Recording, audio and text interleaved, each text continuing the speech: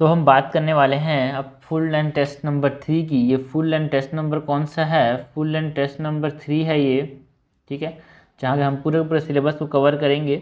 तो एक ideal paper तो नहीं बोलूँगा, थोड़ा सा आइडिया से थोड़ा सा बोल सकते हैं कि उसके तरीके से होगा, बिकॉज यहाँ पे ना जो जो यूपीएससी का जो स्टैंडर्ड अब बन रहा है 2024-23 में, जो 23-22 में देखने को मिला, उससे थोड़ा सा नीचे स्टैंडर्ड है ना। बट यहाँ पे एक चीज़ है कि आपको एक कॉन्सेप्ट तरह से देखने को मिलेगा कि हाँ, वन लाइनर तो आते नहीं हैं, ठीक है ना, वन वर्ड में आंसर वाले तो आते नहीं हैं। तो इससे आपको क्या होगा कि कुछ स्टेटमेंट वाले क्वेश्चन को सॉल्व करने में मदद होगी, है ना। हम छोटे छोटे टुकड़ों में धीरे धीरे करके, है ना, एक टेस्ट सीरीज में मैं जो कर रहा हूँ ना, वहाँ पे हम एक तरह से कंटेंट को कवर कर रहे हैं, दूसरे में हम क्वालिटी को कवर कर रहे हैं। यार किस प्रकार से क्वेश्चन आ सकता है उसको हम देख रहे हैं। सो स्टार्ट करते हैं क्वेश्चन नंबर 1 से। क्वेश्चन नंबर 1 क्या है? With reference to the sultans of the Delhi sultanate who among the following is known as Lakh Bakhsh. इनमें से कौन सा लख बख्श के नाम से जाना जाता था? फॉर हिज जेनरोसिटी, है ना, जो दुलार था लोगों के लिए, है ना, वो उसके लिए कौन जाना जाता था? तो कुतुबुद्दीन ऐबक जो थे, जो कि जिन्होंने इस्टाब्लिश किया एक प्रकार से यहाँ पे सुल्तान को, मतलब इस्लामिक रूल को, है ना। सो वो जाने जाते थे बिकॉज ऑफ हिज जेनरोसिटी, जो लोगों के लिए जो दुलार है उसके लिए। So Qutbuddin Aibak is also known as Lakh Bakhsh. Question number 2 है, consider the following statement. He is known as Zinda Pir और फकीर। He introduced jizya, a tax paid only by non-Muslims. He banned the engraving of Islamic kalma on the coins. कौन थे भाई? ये हमारे पास औरंगजेब है, ठीक है ना। इसने जो जिजिया हटा दिया गया था उसको फिर से इंट्रोड्यूस किया।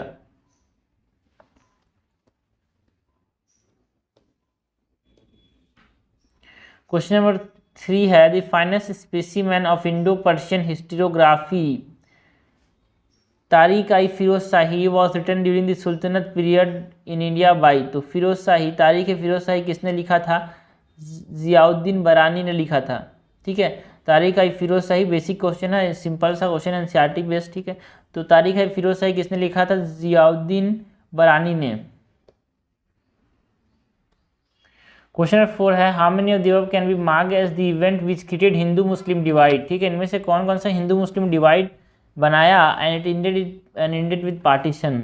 तो मोर्ले मिंटो रिफॉर्म्स, जिसने 1909 में क्या लाए थे भाई? कम्युनल अवार्ड्स लाए थे ना, जहाँ पे कुछ ऐसे सीट्स होंगे जहाँ पे सिर्फ मुस्लिम वोट कर सकते हैं। तो ये कम्युनल अवार्ड एक प्रकार से हिंदू मुस्लिम डिवाइड लाया। लखनऊ पैक्ट में तो हमारे पास जो टूट गया था, कांग्रेस एंड मुस्लिम लीग एक तरह से जुड़े थे, मतलब जो लखनऊ पैक्ट कोई, मतलब कांग्रेस मुस्लिम लीग जुड़े नहीं बात की। यहाँ पे हम बात करते हैं किसके बारे में? एक्सट्रीमिस्ट एंड मॉडरेट्स के बारे में। खिलाफत मूवमेंट तो दोनों के बीच में एक वो लाया था भाई, है ना, भाईचारा का सिचुएशन लाया था, not divide. And direct action day से दोनों के बीच में एक डिवाइड आया, बिकॉज इससे इनके बीच में भावना बढ़ी कि नहीं, लड़ाई करके हम छीनेंगे। सो हमारे पास 1 and 4 होगा। Only 2 has leaded to Hindu Muslim divide and it ended up in partition. Question number 5 है, the eminent leader have difference in opinion on the stand of support to the elite power in world war 2। In this regard consider the following statement. First statement है, Mahatma Gandhi advocated for unconditional support to the elite power. Elite power मतलब US, UK, USSR, world war 2 के समय, ठीक है। Elite axis power में हमारे पास जो है ना, हमारे पास कौन आता था भाई? एक्सिस पावर में हमारे पास इधर जर्मनी, है ना, Turkey,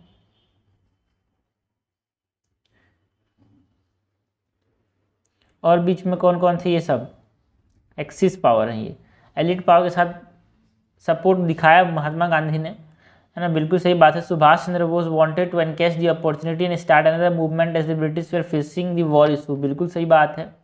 and Jawaharlal Nehru wanted that no Indian participation as well as she denied to take any advantage of the war situation, बिल्कुल सही बात है। इन्होंने ना बोला कि इंडियन का पार्टिसिपेशन भी नहीं होना चाहिए वर्ल्ड वॉर 2 में, और उसके साथ साथ हमारे पास ना इस वॉर सिचुएशन का एडवांटेज भी नहीं लेंगे, बिकॉज बाद में हमको ही तकलीफ झेलना पड़ेगा। तो करेक्ट हमसे पूछा गया है, करेक्ट क्या हो जाएगा यहाँ पे? ऑल 3। क्वेश्चन नंबर 6 है, consider the following statement. The headline inflation figure include inflation in the basket of goods that include commodities like food and energy. देखो भाई, अगर ये इन्फ्लेशन है तो इसको अगर हम हेडलाइन इन्फ्लेशन बोल रहे हैं, ठीक है, इसको अगर हम कोर इन्फ्लेशन बोल रहे हैं तो कोर इन्फ्लेशन में क्या नहीं आता भाई, कोर इन्फ्लेशन में फूड प्लस एनर्जी के अंदर इन्फ्लेशन देखने को नहीं मिलता। तो ये बोल रहा है हेडलाइन में, है ना, headline inflation include inflation in the basket of goods that include commodities like food energy. बिल्कुल सही बात है, हेड में फूड एनर्जी हेडलाइन इन्फ्लेशन में आते हैं। Core inflation exclude fuel and food item from headline inflation. बिल्कुल सही बात है, कोर में हमने क्या किया, है ना, हेडलाइन में से फूड एंड फूड को माइनस कर दिया तो कोर मिल गया। करेक्ट हमसे पूछा गया है, करेक्ट जाएगा बोथ 1 और 2, आंसर हो जाएगा 3। क्वेश्चन नंबर 7 है consider the following statement regarding the service provided by the payment bank in India. तो जो पेमेंट बैंक है उनके द्वारा कौन कौन सा सर्विस प्रोवाइड किया था ये हमसे पूछा गया है। They are not allowed to issue loans. बिल्कुल सही बात है, ये इशू नहीं कर सकते लोन्स। एंड दो चीज़ें हैं एनबीएफसी के बारे में और पेमेंट बैंक्स के बारे में। ये जो पेमेंट एनबीएफसी हैं सिर्फ और सिर्फ टाइम डिपॉजिट एक्सेप्ट कर सकते हैं, और जो पेमेंट बैंक है ये सिर्फ और सिर्फ डिमांड डिपॉजिट एक्सेप्ट कर सकते हैं। और पेमेंट बैंक में हमारे पास क्रेडिट कार्ड इशू नहीं किया जा सकता, एनबीएफसी में हमारे पास चेक इशू नहीं किए जा सकते। ये दो डिफरेंस हमेशा हमके दिमाग में होना चाहिए। And they are not allowed to issue loan. बिल्कुल सही बात है यार, क्रेडिट इशू नहीं कर सकते ये। And they can accept demand deposit. बिल्कुल सही बात है। And they can not offer remittance service. They can function as a business correspondent for other banks. ये गलत बोल रहा है भाई, they can not offer remittances service बोल रहा है। नो, दे कैन ऑफर, जो पेमेंट बैंक है they can offer remittances service. And they can function as a business correspondent for other banks. बिल्कुल सही बात है, बिजनेस कॉरेस्पॉन्डेंट जैसा काम कर सकते हैं ये, जैसे कि एयरटेल पेमेंट बैंक हो गया, ठीक है ना, बिकॉज ये रिमिटेंस सर्विस प्रोवाइड कर सकते हैं, इंटरनेट बैंकिंग सर्विस प्रोवाइड कर सकते हैं ये, जैसे एयरटेल पेमेंट बैंक है यार। करेक्ट हमसे पूछा गया, करेक्ट हो जाएगा 1 2 3, आंसर हो जाएगा यहाँ पर 1 2 और 4, आंसर हो जाएगा ओनली 3। क्वेश्चन नंबर 8 है with reference to card on file tokenization consider the following statement in it, है ना। कार्ड ऑन फाइल टोकनाइजेशन मतलब समझ जो आप किसी भी ऑनलाइन, जैसे कि आप अमेजोन से कोई सामान खरीद रहे हो और अमेजोन से सामान खरीदने से आपने अपने डेबिट कार्ड से कुछ चीज़ पे किया, तो डेबिट कार्ड से चीज़ पे किया तो उसमें जो आपका डाटा है, मतलब आपका जो कार्ड का नंबर है, आपका जो CVV है, आपका जो एक्सपायरी डेट है, वो अगर उसके पास स्टोर हो गया तो उसका वो मिसयूज भी कर सकता है ना। जनरली इसको जो है ना हैकर्स तो नहीं बोलेंगे, हाँ, बट जो गलत तरीके से पैसा कमाते हैं वो इस्तेमाल करते हैं, किसी को फ़ोन करके आपको OTP आया वही आ गया बोल के, ठीक है। So card and file tokenization consider the following statement, it, है ना। फर्स्ट स्टेटमेंट है it inhibit entities in the transaction value chain from collecting and saving card holder data. बिल्कुल सही बात है, कार्ड एंड टोकनाइजेशन कुछ नहीं करता, वो जो नंबर है, जो CVV है, जो एक्सपायरी डेट है, उसका एक टोकन बना देता है जिससे वो स्टोर होगा, टोकन स्टोर होगा, नंबर स्टोर नहीं होगा। तो एक प्रकार से कार्ड होल्डर की जो डिटेल है उसको सेव होने से बचाता है। It replaces actual card detail with an alternative code which can be further used for future transactions। बिल्कुल सही बात है। For the purpose of card on file tokenization, the token shall be unique for a combination of card token requester and merchant। बिल्कुल सही बात है, जो token होगा वो यूनिक होगा किसी भी कार्ड के लिए, किसी भी टोकन रिक्वेस्ट के लिए एंड किसी भी मर्चेंट के लिए। तो करेक्ट हमसे पूछा गया यार, करेक्ट तो यहाँ पे तीनों के तीनों है, आंसर हो जाएगा C। क्वेश्चन नंबर 9 है consider the following statement with reference to the guaranteed pension system. GPS की बात करनी है ना। जो GPS है गारंटीड पेंशन सिस्टम एक बीच वाला है रास्ता, जो न्यू पेंशन स्कीम है और जो ओल्ड पेंशन स्कीम है, दोनों के बीच वाला रास्ता है ये। Under the GPS all state government employ will be eligible for the guaranteed pension of 50% of their last drawn basic salary, guaranteed pension monthly और 50% of their last drawn basic salary and dearness allowance. जो पहला statement बिल्कुल सही है भाई, क्योंकि GPS के अंदर जितने भी स्टेट गवर्नमेंट एम्प्लॉय होते हैं उनको ना, जो लास्ट सपोज करो आज उनको रिटायरमेंट का डेट है, ठीक है, आज रिटायरमेंट का डेट, आज सपोज उनकी सैलरी 80,000 है, तो उसका 50% जो होगा, है ना, वो पेंशन के तौर पर मिलेगा लाइक 40,000, ठीक है। सो first statement is correct. It is a hybrid model between the old pension scheme and the new pension scheme. बिल्कुल सही बात है। and it will ensure a monthly spouse pension at a rate of 20% of the guaranteed pension amount after that of the pensioner. No it guaranteed 60% है ना भाई, 60% interest की दर पे मिलेगा जो पाउस है, जो पत्नी है, जो अगर सपोज कर जो पेंशनर था अगर उसको डेथ हो गया तो. सो थर्ड स्टेटमेंट इनकरेक्ट है. हमसे करेक्ट पूछा गया है यार, करेक्ट क्या हो जाएगा, ओनली टू. आंसर हो जाएगा बी. क्वेश्चन नंबर 10 है with reference to Mahatma Gandhi national rural employment guaranteed act MNREGA act scheme consider the following statement, it will provide a legal guarantee for wage employment. बिल्कुल सही बात है, किसी को भी आपको वेज देना ही पड़ेगा, वो मांग रहा है तो किसी को भी काम देना ही पड़ेगा. For all workers executed under the MNREGA social audit is mandatory. बिल्कुल सही बात है भाई, जो भी हमारे पास वर्कर यहाँ पे मनरेगा के अंदर काम करते हैं उनका सोशल ऑडिट होना बहुत ज़रूरी है. ज़रूरी नहीं है उनका ज़रूरत नहीं है भाई, वो मस्ट है, मस्ट करना ही पड़ेगा. Adult member of any rural household are eligible to benefit from MNREGA. ऐसा नहीं बोला कि सिर्फ गरीब होना चाहिए, अमीर आदमी जाके यहाँ पे क्या कर सकता है, काम कर सकता है, उसकी मर्जी करे कि ना करे. So all adult member. ठीक है, तो करेक्ट हमसे पूछा गया है, करेक्ट हो जाएगा हमारे पास ऑल 3. क्वेश्चन नंबर 11 है consider the following statement, most of the natural enzymes are temperature sensitive and required storage at cooler temperature. बिल्कुल सही बात है यार. Nano PTA is a platinum coating, nano PT मतलब platinum. Okay, nano PTA is a platinum coating और containing nano enzyme that can reduce the toxicity of waste water. बिल्कुल सही बात है. And nano PTA is stable at room temperature. बिल्कुल सही बात है यार, ये स्टेबल होता है रूम टेम्परेचर पे. करेक्ट हमसे पूछा गया है, करेक्ट हो जाएगा ऑल 3. आंसर हो जाएगा 3. क्वेश्चन नंबर 12 है consider the following statement, measle is a highly contagious viral infection. बिल्कुल सही बात है, सिंगल स्ट्रैंडेड आरएनए से होता है यार ये. And measle is linked with secondary infections like pneumonia and diarrhoea. बिल्कुल सही बात है, जिसको मीजल्स होते हैं उसके अंदर निमोनिया एंड डायरिया के चांसेस बढ़ सकते हैं. करेक्ट हमसे पूछा गया है, करेक्ट हो जाएगा 1 and 2 बोथ. क्वेश्चन नंबर 13 है consider the following statement about macrophages. हमको बात किसकी करनी है, मैक्रोफेजेस की बात करनी है. Macrophages are white blood cell that act as the bodily first line of infection defence. बिल्कुल सही बात है यार. And macrophage can initiate an immune response against cancer. बिल्कुल सही बात है, ये ना immune response because macrophage suppose करो अपने ऊपर में एपीसी जो होते हैं एंटीजन प्रेजेंटिंग सेल्स के फॉर्म में, है ना, यहाँ पे क्या कर सकते हैं, इम्यून रिस्पॉन्स निकाल भी सकते हैं, दे भी सकते हैं against cancer. Macrophage can not experience senescence. क्या इनमें बुढ़ापा नहीं आता भाई, दुनिया में ऐसा कोई चीज़ नहीं जिसके अंदर बुढ़ापा नहीं आता. ठीक है ना. So macrophage can not experience senescence which is connected with ageing. गलत बात है भाई, they can experience senescence unlike like other cells like WBC RBC. हर सेल का एक सेनिसेंस एज होता है, हर चीज़ एक खत्म होने के लिए ही बनती है. ठीक है, सो ये गलत बोल रहा है. तो करेक्ट हमसे पूछा गया है, करेक्ट हो जाएगा 1 and 2. आंसर हो जाएगा ओनली 2. क्वेश्चन नंबर 14 है consider the following statement with reference to Neuralink. Neuralink की बात करनी है भाई. न्यूरालिंक में समझना, आप अपने ब्रेन को कंप्यूटर से कनेक्ट कर रहे हो. Neuralink primary aim is to facilitate direct communication between human brain and computer. बिल्कुल सही बात है यार. Technology relies exclusively on non invasive method. आप ब्रेन के अंदर जाओगे बिना इन्वेट किए, ऐसा हो सकता है क्या? The technology relies exclusively on non invasive method for connecting the human brain to machine. है ना, इन्वेजिव होता है बट हाँ बहुत अल्ट्रा थिन थ्रेड को डाला जाता है. ठीक है, सो दिस इज नॉट इनकरेक्ट. अभी खोजा जा रहा है कि ऐसा कौन सा नॉन इन्वेजिव मेथड है जिससे हम क्या कर पाएँ, जो ब्रेन है उसको कंप्यूटर से लिंक कर पाएँ. बट हाँ यहाँ पे ये थोड़ा मोड़ा इन्वेजिव है, अल्ट्रा थिन थ्रेड से यहाँ पे इन्वेट करते हैं न्यूरालिंक में इस प्रकार से.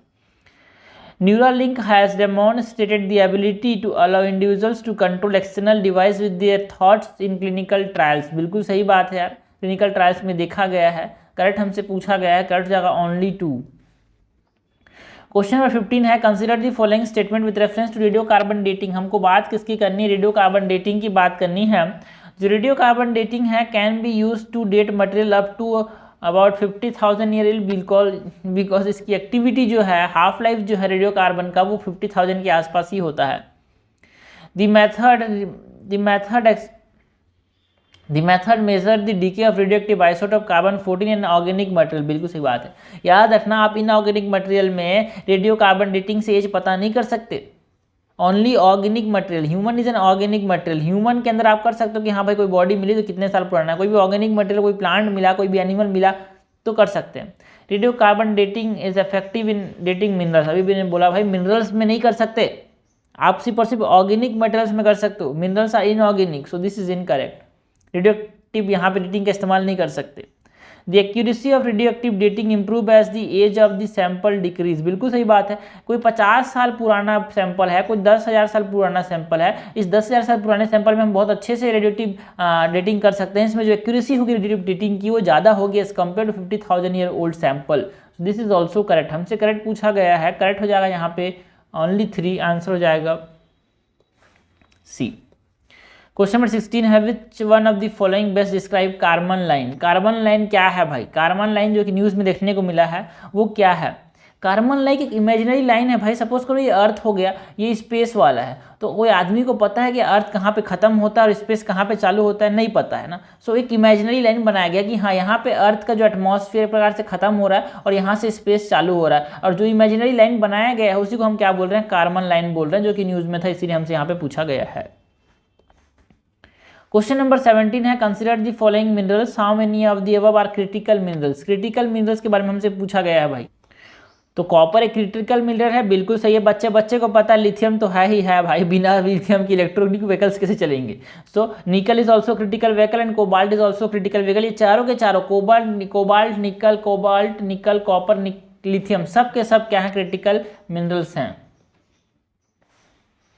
क्वेश्चन नंबर 18 है consider the following pairs, how many of the above pairs are correctly match. हमसे क्या पूछा गया? इनमें से कौन से करेक्टली मैच्ड हैं? कुछ माउंटेन्स दिए हैं, उनके लोकेशन के साथ रिलेट करना है। तो बच्चे को पता होना चाहिए माउंट किलिमंजारो कहाँ पे है भाई? तंजानिया के अंदर है। एंड माउंट दमावाद जो है वो ईरान के अंदर है, न्यूज़ में था ये। And Mount Shishapangma is in Tibet. Okay, ये कहाँ पे है? तिब्बत के अंदर है, नॉट इन नेपाल। तो ये गलत हो जाएगा, तिब्बत चाइना। ठीक है, करेक्टली मैच हमसे पूछा गया। तिब्बत या फिर चाइना दोनों सेम है। अगर चाइना लिखा हुआ है तो भी ये सही होगा कि शीशापंगम जो है वो कहाँ पे है? तिब्बत या फिर चाइना के अंदर। करेक्टली मैच यहाँ पे कोई सा भी नहीं है, आंसर हो जाएगा नन।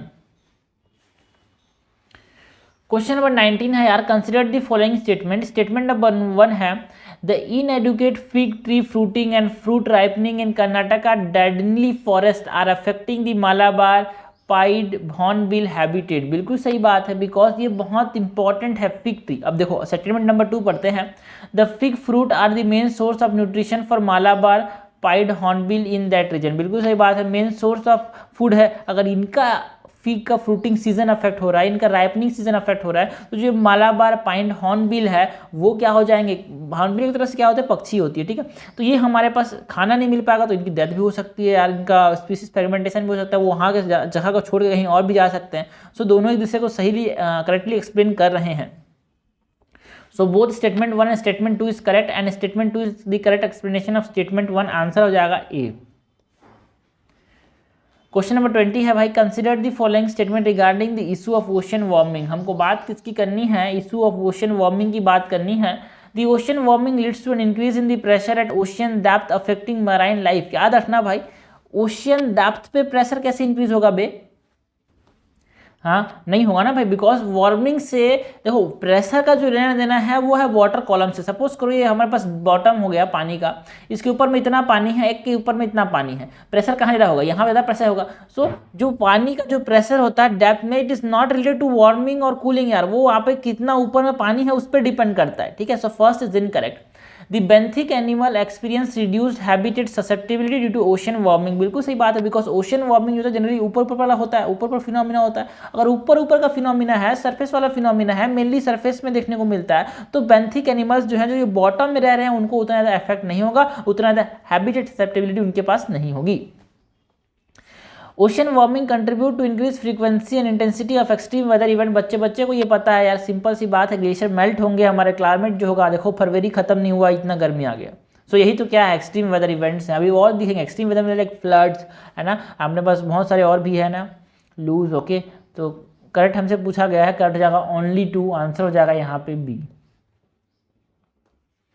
क्वेश्चन नंबर 21 है regarding the rules governing the national parks in India. हमको बात करनी है नेशनल पार्क इन इंडिया के जो रूल्स गवर्न करते हैं उसके बारे में। Consider the following statement.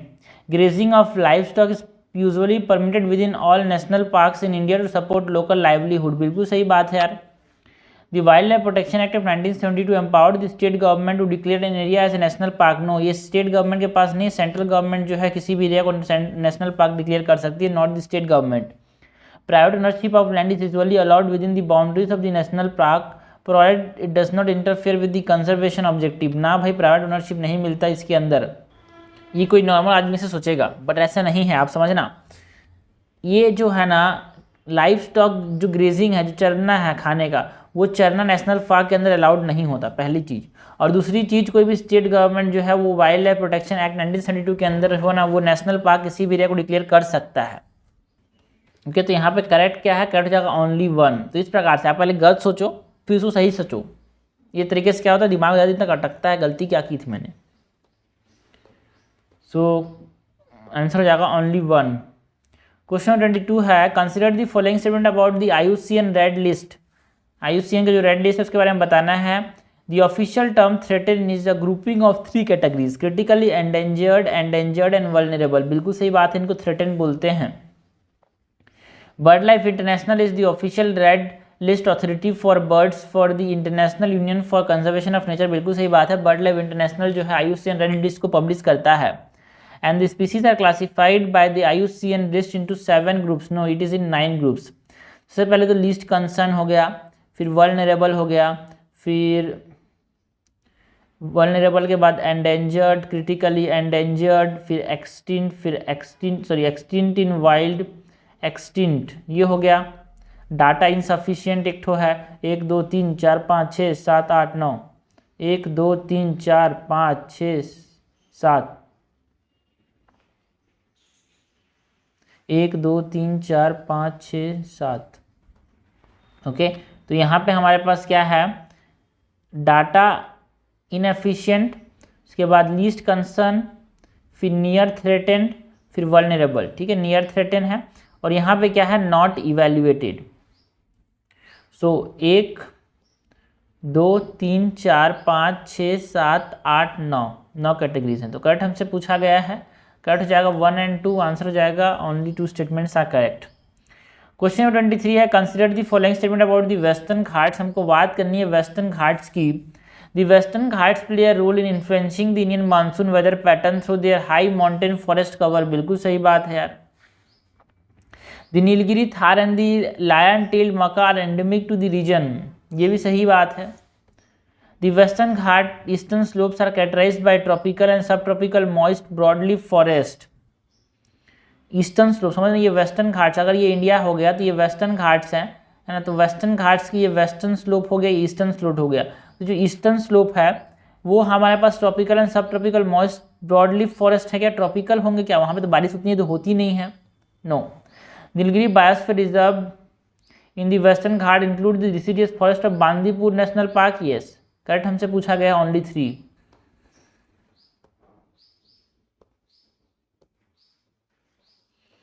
Question 24 है भाई, consider the following statement with reference to the protocol of convention on biological diversity. हमको बात किसकी करनी है? The protocol on convention on biological diversity की बात करनी है।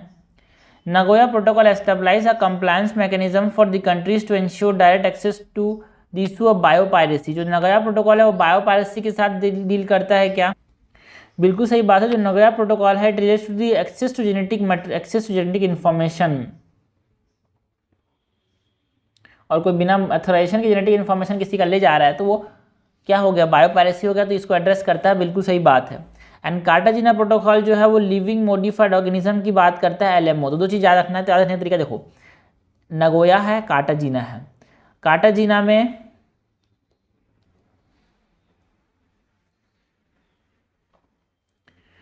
जिसमें जी पहले आएगा, उसमें जेनेटिक रिसोर्स की बात होगी।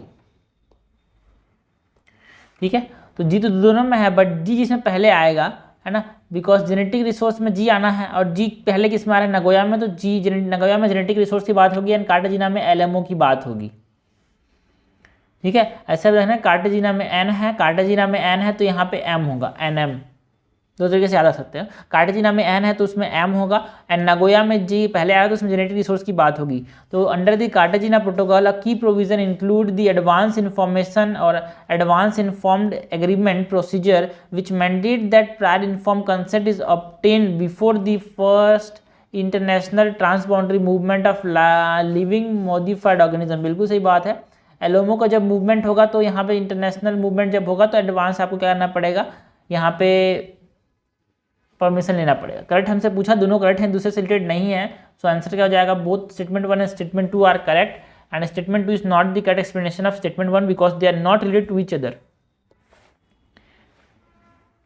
क्वेश्चन 25 है यार, consider the following statement regarding और with reference to biomass gasification. Biomass gasification involve the partial oxidation of biomass at high temperature, producing a syngas composed primarily of carbon monoxide, hydrogen and carbon dioxide। बिल्कुल सही बात है। किसी भी biomass को जब high temperature में हम क्या कर देंगे, टेम्परेचर हाई में जब जला देंगे है ना, तो उसको क्या बोलते हैं हम, बायोमास गैसिफिकेशन बोलते हैं, जिससे कार्बन मोनोऑक्साइड निकलेगा, हाइड्रोजन निकलेगा, कार्बन डाइऑक्साइड निकलेगा। तो सही बात है। सिंथेसिस गैसेस को हम बोलते हैं कार्बन मोनोऑक्साइड और हाइड्रोजन को मेनली।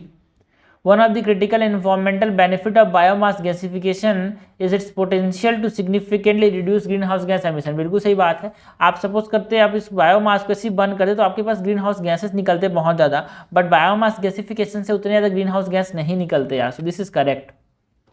दोनों आपस में करेक्ट हैं बट दोनों दूसरे से रिलेटेड नहीं है, तो आंसर हो जाएगा यहाँ पे both statement 1 and statement 2 are correct, but statement 2 is not correct explanation of statement 1। Question number 26 है, consider the following statement regarding the administrative and the legislative reforms after the revolt of 1857।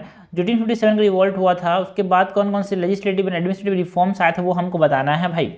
The government of India act of 1858 established a secretary of state in India who was mandatory the member of the house of the lords. बिल्कुल सही बात है। Government of India act 1858 के through हमारे पास क्या हुआ, secretary of state बनाया गया, जो कि कहाँ का मेंबर था, वो मेंबर कहाँ का होना चाहिए भाई, हाउस ऑफ लॉर्ड्स का होना ही चाहिए। The Indian council act of 1861 allowed for the inclusion of Indian members in the governor general council for the first time. बिल्कुल सही बात है। राजा, 3 राजा यहाँ पे अपॉइंट किए गए थे पहली बार। The Queen Proclamation of 1858 guaranteed the non-interference by the British in the religious affair of Indian। बिल्कुल सही बात है। करेक्ट हमसे पूछा गया है, करेक्ट क्या हो जाएगा, ओनली 3। क्वेश्चन 27 है, how many of the following steps have been taken to implement Gandhian directive principles of the state policy. ठीक है ना, तो Gandhian directive principles of state policy को इंप्लीमेंट करने के लिए कौन कौन से स्टेप्स लिए गए हैं। जो khadi and wage industry commission act है 1956 वो गांधीयन प्रिंसिपल के अंदर लिया गया था। बिल्कुल सही बात है। ये 43 आर्टिकल 43 के अंदर आता है, जो कि बात करता है about promotion of industries and khadi commissions, है ना, वो बात इसी करता है भाई। It talks about the promotion of, जो आर्टिकल 43 है वो उसकी बात करता है। National legal service authority act जो है ये हमारे पास आर्टिकल 39 के अंदर आता है यार, है ना। National legal service authority act जो है वो किसके अंदर आता है, आर्टिकल 39A के अंदर आता है, एंड जो कि एक सोशलिस्ट प्रिंसिपल है, not a Gandhian principle. And the 97 constitutional amendment act, जिसने क्या किया, कोऑपरेटिव सोसाइटीज़ को एक तरह से, है ना, कॉन्स्टिट्यूशनल स्टेटस दिया, है ना। वो कोऑपरेटिव सोसाइटीज़ जो है वो हमारे पास किसके अंदर आते हैं, 43B के अंदर आते हैं, है ना। और ये हमारे पास क्या है भाई, एक तरह से गांधीयन प्रिंसिपल है ये। जो इक्वल रिम्यूनरेशन एक्ट है 1976 का वो किसके अंदर आता है, आर्टिकल 39A के अंदर ये भी आता है, that talks about equal pay for equal work, है ना, respective of the gender, man and women दोनों को सेम मिलना चाहिए, है ना। उसके लिए हमारे पास इक्वल रिम्यूनरेशन एक्ट आया था, जो कि एक सोशलिस्ट प्रिंसिपल है, नॉट अ गांधीयन प्रिंसिपल, है ना। दोनों चारों के साथ डायरेक्टिव प्रिंसिपल्स तो हैं, बट हमसे पूछा गया गांधीयन डायरेक्टिव प्रिंसिपल्स के बारे में। तो करेक्ट हमसे पूछा गया, क्या हो जाएगा 1 and 3, आंसर हो जाएगा only 2 are the Gandhian directive principles, rest 2 are socialist directive principles. Question number 28 है, in the context of the effect of an emergency on fundamental rights in India consider the following statement. हमको बात किसकी करनी है, effect of emergency की बात करनी है, ऑन हुम, on fundamental rights. Effect of emergency on what, on fundamental rights. Article 359 permit the suspension of article 20 and 21 during an emergency. ना भाई ना, इमरजेंसी के समय हर चीज़ क्या हो जाएगा, हट जाएगा, except 20 and 21। Article 358 suspend all fundamental right listed in article 19 upon any emergency proclamation. No, not any emergency proclamation. जब इमरजेंसी प्रोक्लेमेशन हो रहा है on the ground of what, on the ground of external aggression, जब external aggression के basis में emergency proclamation हो रहा है तभी जाके आर्टिकल 19 के फंडामेंटल राइट्स को सस्पेंड किए जाएंगे, वरना कभी नहीं किए जाएंगे, है ना। अगर आर्म्ड रिबेलियन हो रहा है इंडिया के अंदर तो उसके बेसिस उस समय हम आर्टिकल 19 के जो फंडामेंटल राइट्स हैं, राइट टू स्पीच है, राइट टू बहुत सारे और जो राइट्स हैं वो हमारे पास क्या है, वो हटा नहीं सकते during armed rebellion in side India. Only एक क्राइटेरिया है जब हमारे पास ग्राउंड जो है ना एक्सटर्नल इमरजेंसी प्रोक्लेमेशन का ग्राउंड जब एक्सटर्नल एग्रेशन है तभी जाके आर्टिकल 19 के जो फंडामेंटल राइट्स हैं उनको हम सस्पेंड कर सकते हैं। The enforcement of Article 32 cannot be suspended during any form of emergency। भाई जब हमने बोला कि सिर्फ 20 और 21 बचा रहेगा, 20 और 21 बचा रहेगा तो ऐसे थोड़ी ना कि 32 बच जाएगा, नहीं। तो हमारे पास जब नेशनल इमरजेंसी होता है तो जो रीट्स होते हैं आर्टिकल 32 के अंदर वो भी चले जाते हैं supreme Court and high court के, है ना। प्रेसिडेंट बोल सकता है, प्रेसिडेंट चाहे तो इसको हटाए वरना ना चाहे तो ना हटाए भाई, लेकिन प्रेसिडेंट कैन हटा दिस, है ना, कैन हटा सस्पेंड दिस। ओके, तो करेक्ट हमसे पूछा, करेक्ट कोई सा भी नहीं है भाई, आंसर हो जाएगा नन। क्वेश्चन 29 क्या है, consider the following statement, a policy cut motion signifies disapproval of the policy underlying a particular budget demand predisposing to reduce the amount to ₹1। देखो भाई, पॉलिसी कट का मतलब समझना कि वो बिल्कुल कोई आदमी बिल्कुल नाराज है उस पॉलिसी से, ना ये पॉलिसी होना ही नहीं चाहिए, तो बोलेगा कि आप इसको 1 लाख रुपए 2 लाख रुपए दे रहे हो, सपोज करो मैं मान रहा हूँ 1 लाख रुपए 2 लाख रुपए दे रहे हो, है ना, कुछ पर्टिकुलर करोड़ रुपीज़ होते हैं बजट में, बट ठीक है आप 1 लाख रुपए 2 रुपए दे रहे हो, वो बोलता है कि नहीं 1 लाख रुपए 2 लाख रुपए देने की जरूरत नहीं, उसको 1 रुपया दो, 1 रुपया दो। ऐसा बोलने का मतलब क्या चाह रहा है वो आदमी, वो चाह रहा है कि भाई ये होना ही नहीं चाहिए पॉलिसी। सो यही क्या है पॉलिसी कट। पॉलिसी कट में कोई आदमी ये नहीं बोलता कि इसको हटा दो, वो बोलता है कि इसका जो अमाउंट है उसको 1 रुपया कर दो। एक प्रकार से वो बोलना चाह रहा है कि बिल्कुल खराब पॉलिसी है ये। So first statement is correct, ये पॉलिसी कट के लिए सही है। An economic cut can be moved for any amount to express the need for economy in expending but cannot specify the reduction of amount. देखो भाई, economic cut जो होता है can be moved for any amount of expense और any amount of express the need. देखो simple सा बात है, ये भी सही है, बोल रहा है कि जो इकोनॉमिक कट होता है, 3 तरह के हमारे पास कट मोशन होता है, एक पॉलिसी कट, एक टोकन कट और एक इकोनॉमिक कट, ठीक है। तो an economic cut can be moved from any amount for any amount to express the need for economy in spending but can not specify the reduction of the amount. बिल्कुल सही बात है ना, किसी भी अमाउंट से पैसा कम कर सकता है। एक होता है टोकन कट, टोकन कट में होता है to reduce it by 100, reduce by 100 rupees. ज़्यादा बिल्कुल ठीक है पॉलिसी, बट ज़्यादा पैसे दे रहे हो यार, इसको आप थोड़ा पैसा कम करो। सो अपने बता के थोड़ा सा मैं निराश हूँ, लेकिन ये चाह रहा है, ये जान रहा है कि कम होने वाला नहीं है, फिर भी बोलता है रिड्यूस बाई 100। इसको क्या बोलते हैं, टोकन कट,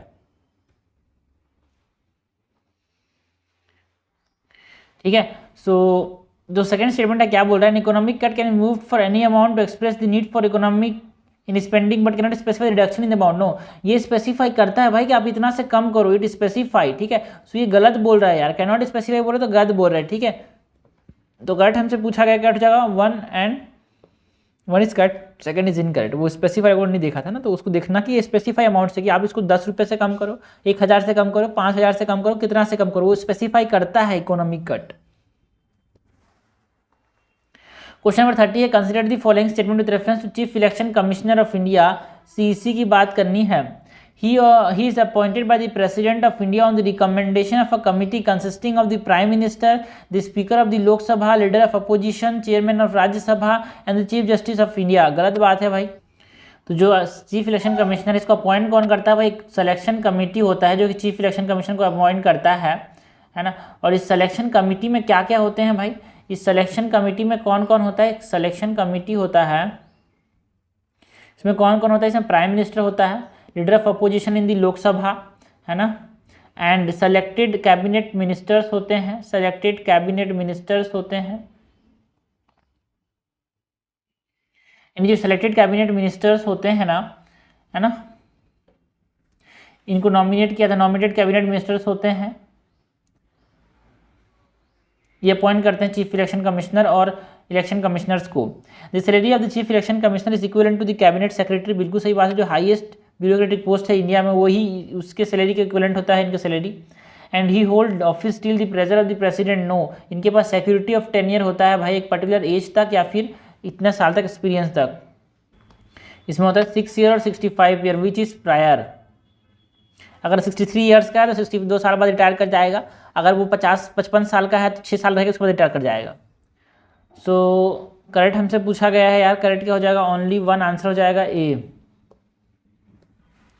क्वेश्चन नंबर 31 है Elo rating method is sometimes seen in the news in the context of. तो देखो भाई जो रिलेटिव स्किल है ना किसी भी प्लेयर का, सब का कोई फ्री फायर खेल रहा है तो उसका जो लेवल है, कितना लेवल है उसका खेलने का, कितना अच्छा प्लेयर है वो उसको बता रहा है इलोरेटिंग, ठीक है ना। So it is used for calculating the relative skill level of player in a game. Question number 32 है consider the following statement regarding the Indo Pacific economic framework for prosperity. हमको बात करनी है Indo Pacific economic framework for prosperity की, IPEF की बात करनी है। It is an initiative between the United states and 13 other countries striving toward a connected, resilient, clean and fair economy. बिल्कुल सही बात है। Tax and anti corruption is one of the pillar of IPEF। बिल्कुल सही बात है यार। India is one of the founding member of IPEF। ये भी सही बात है यार। करेक्ट हमसे पूछा गया, करेक्ट जाएगा ऑल 3, आंसर हो जाएगा यहाँ पे सी।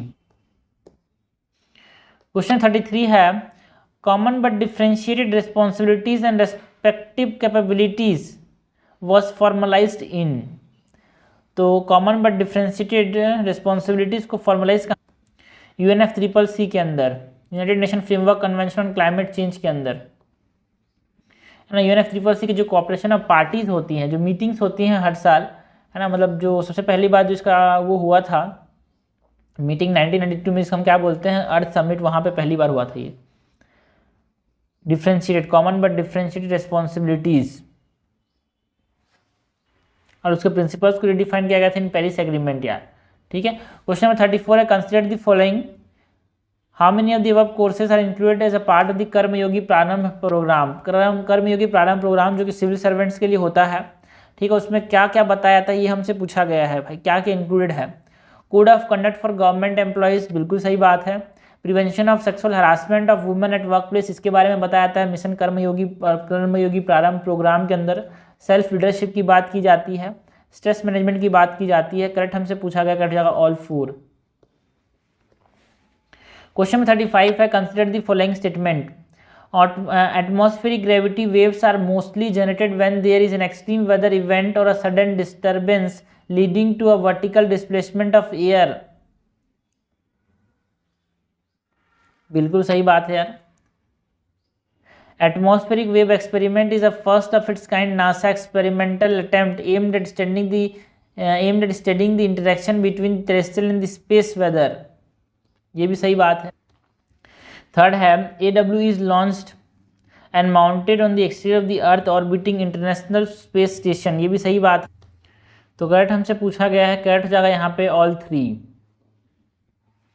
क्वेश्चन 36 है the national film heritage mission is an initiative of. तो जो नेशनल फिल्म हेरिटेज मिशन है वो इनिशिएटिव है ministry of information and broadcasting का, है ना। इसमें क्या बात करते हैं, जो सिनेमा की जो इम्पोर्टेंट जो ट्रेजर्स हैं उसको बचा के रखने की बात करते हैं इसके अंदर यार।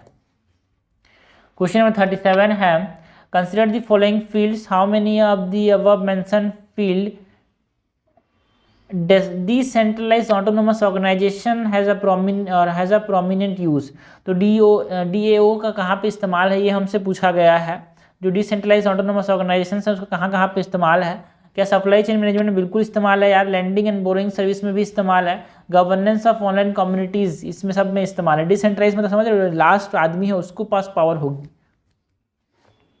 करेक्ट हमसे पूछा गया, करेक्ट हो जाएगा all 3।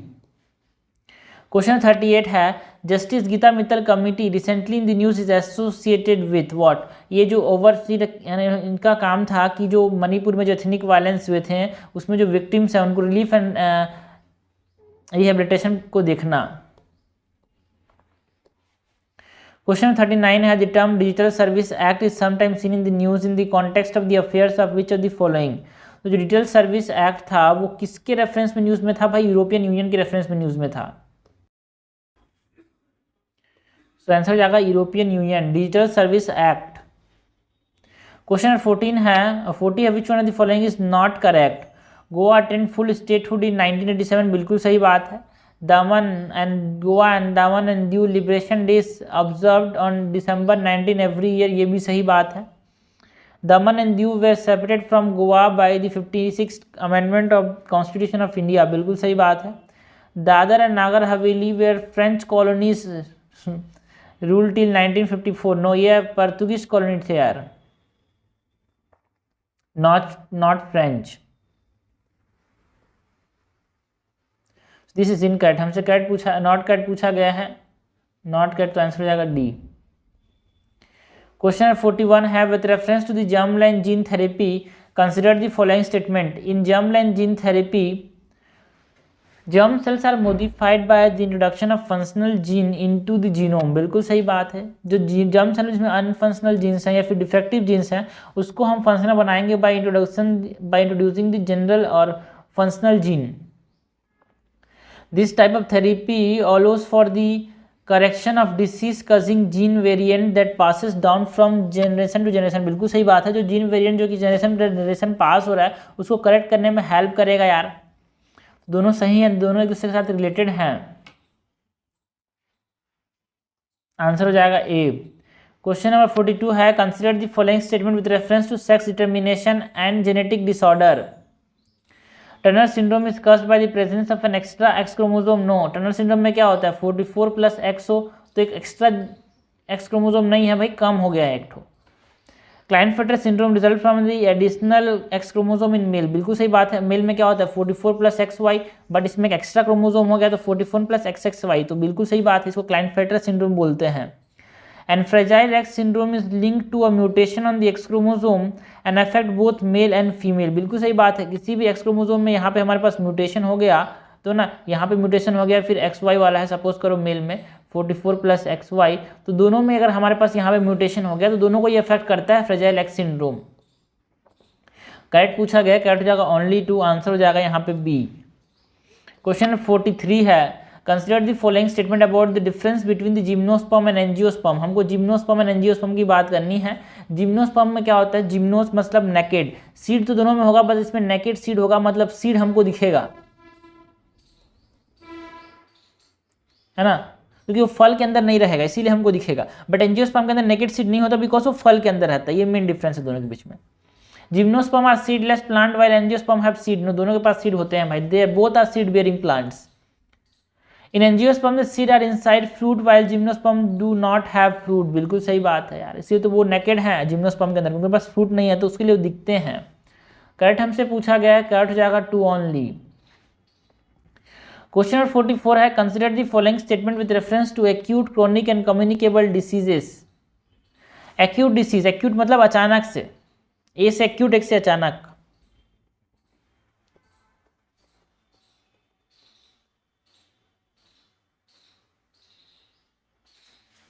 Acute diseases are characterized by severe symptoms that begin suddenly and last for a short duration, बिल्कुल सही बात है, सडनली होता है, अचानक से होता है। Chronic disease generally progress slowly and have long-lasting effect, like example diabetes. Communicable diseases are caused by nutritional deficiency, no, they are caused by infections यार। Communicable disease generally infections के थ्रू होते हैं। करेक्ट हमसे पूछा गया, correct जाएगा 1 and 2 only, तो answer जाएगा ओनली 2। क्वेश्चन 45 है consider the following nuance statement with reference to recent space mission. Recent space mission की बात करनी है भाई।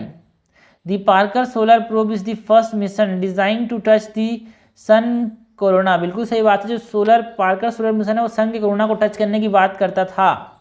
Space X starship has complete his first Q mission to Mars, ना, अभी तक बस ट्रायल चल रहा है भाई। The perseverance rover is a part of NASA March 2020 mission, ये भी सही है।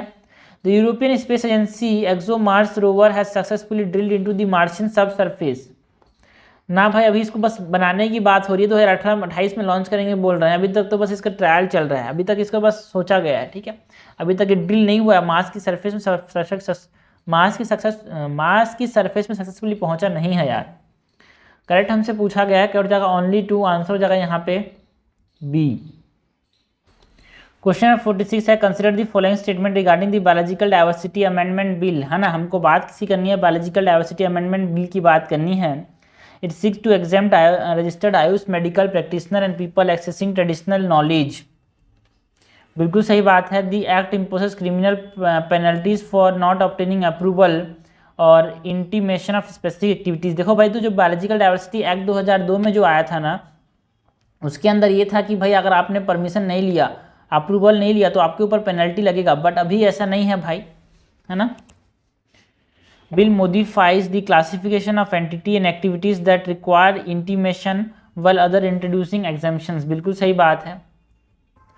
जो सेकेंड स्टेटमेंट है ना, पहला में क्रिमिनल पेनल्टीज मतलब इम्प्रिजनमेंट तक हो जाता था, बट अभी सिर्फ और सिर्फ यहाँ पे फाइन तक लिमिटेड है। ये करेक्ट हमसे पूछा गया है, करेक्ट जाएगा ओनली 2। क्वेश्चन 47 है consider the following statement with reference to the carrying capacity. Carrying capacity मतलब समझना, नाम से ही समझ आ रहा है यार। कैरिंग कैपेसिटी जो मैक्सिमम क्षमता है उसको हम क्या बोल रहे हैं, कैरिंग कैपेसिटी बोल रहे हैं। The population of any species will decrease below carrying capacity and will increase above carrying capacity. Suppose करो ये कैरिंग कैपेसिटी है, इसके अंदर तक तो पॉपुलेशन बढ़ेगा, बट इससे ऊपर जाने से पॉपुलेशन क्या होगा, घटेगा, है ना। तो ये क्या बोल रहा है, the population of any species will decrease below carrying capacity, no it will increase, so this is incorrect. Carrying capacity varies from different species and is affected by the food availability, water supply and living space। ये सही बात है यार, correct हमसे पूछा गया है, correct हो जाएगा 2 ओनली। क्वेश्चन नंबर 48 है consider the following statement regarding the global effort for, हमको बात करनी है global effort for mitigating marine pollution.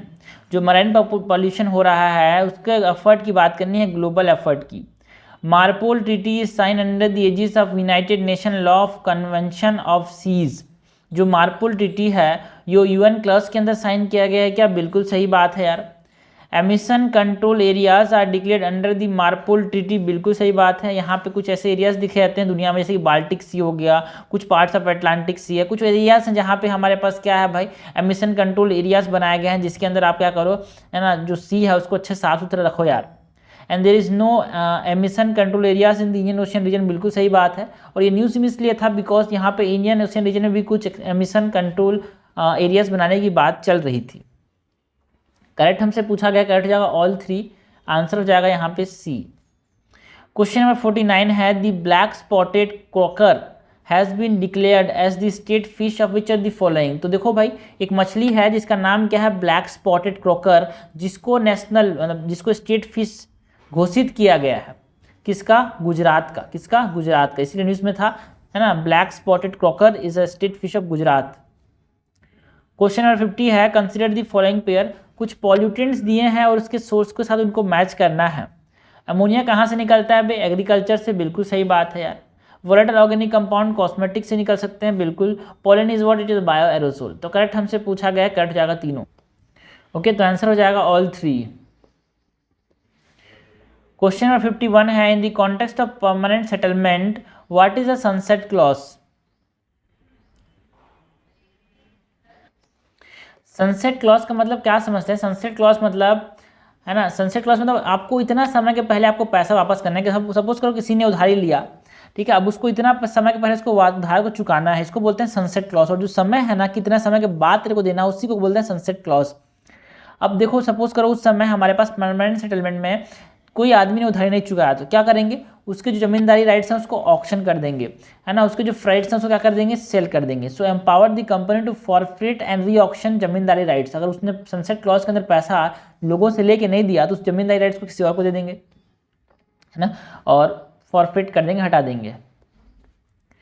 Question number 52 है which session of the Congress ratified and resolve to launch the Quit India movement. तो Bombay session में क्या हुआ था, गांधी जी ने नारा दिया था डू और डाई, करो या मरो, तो उसके बाद से चालू हो गया क्विट इंडिया मूवमेंट 1942 के अंदर। क्वेश्चन नंबर 53 है which of the following dance is associated with Satvika, Rajasika and Tamasika. तो जो कथकली है, याद रखना, एक होता है कथक, कथक तो नॉर्थ इंडिया से बिलोंग करता है। कुचिपुड़ी, पुड़ी जो है वो कहाँ पे बनता है भाई, पुड़ी बनता है आंध्र प्रदेश के अंदर, ठीक है, ओके। कथकली, कथकली होता है केरला का डांस फॉर्म है, केरला का डांस फॉर्म है कथकली, है ना।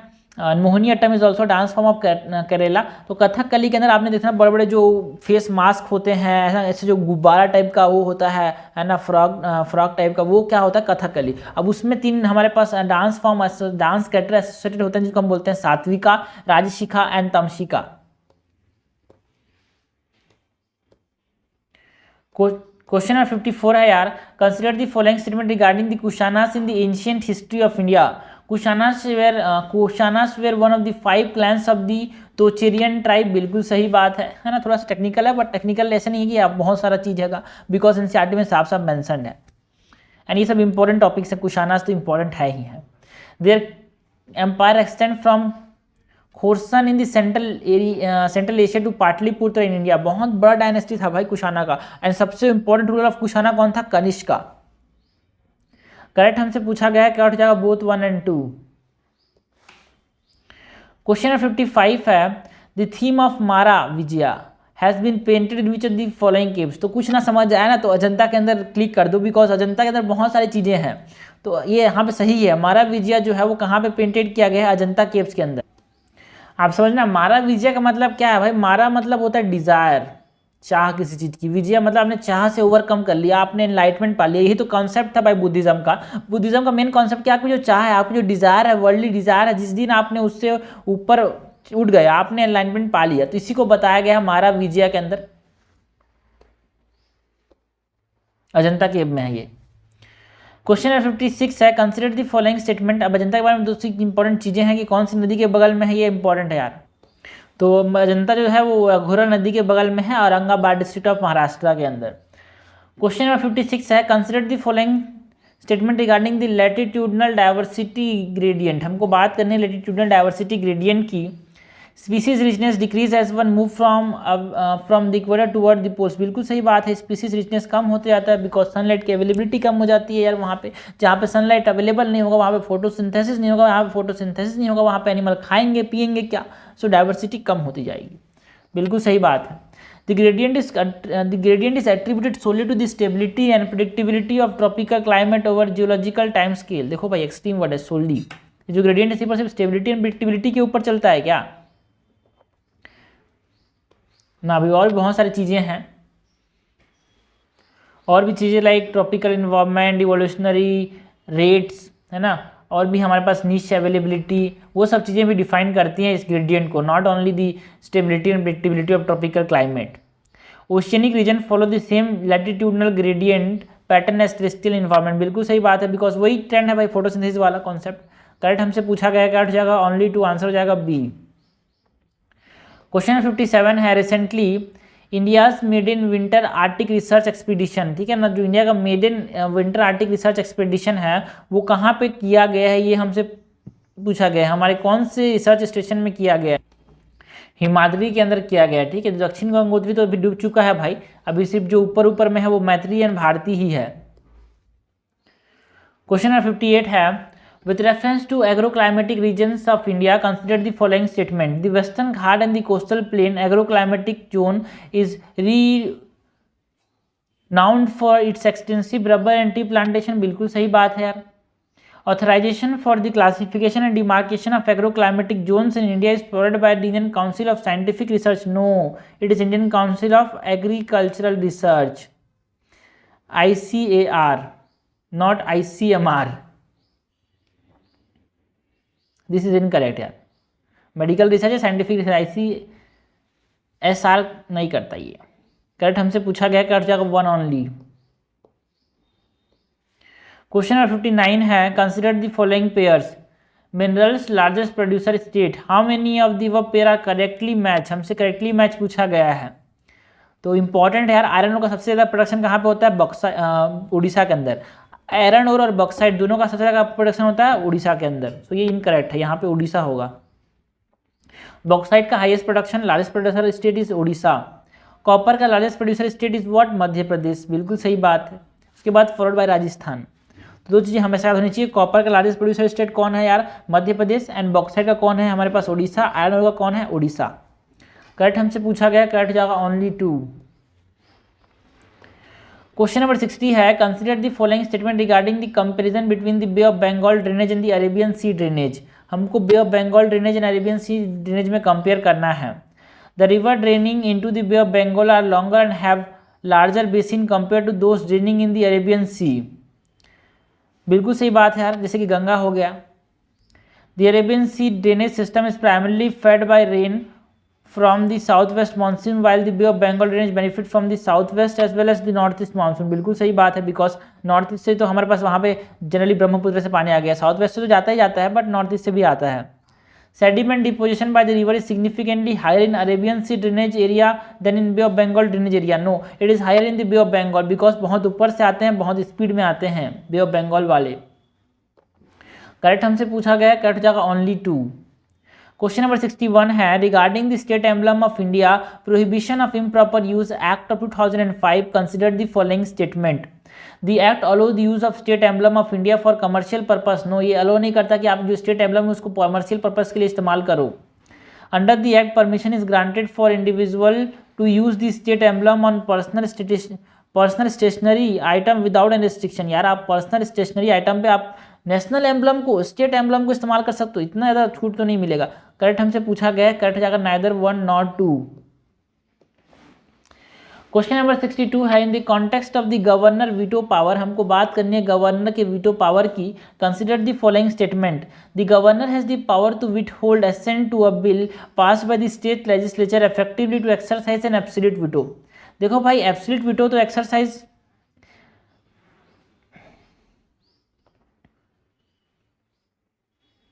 इसको एब्सोल्यूट वीटो बोल सकते हैं क्या? बिल्कुल सही बात। A suspended veto by the governor refers to the requirement to obtain the president assent for certain types of bill before they become a law। बिल्कुल सही बात है ना। कुछ वीटो में ना प्रेसिडेंट का असेंट चाहिए होता है, जैसे कि जो फेडरल नेचर के होते हैं थोड़े थोड़े।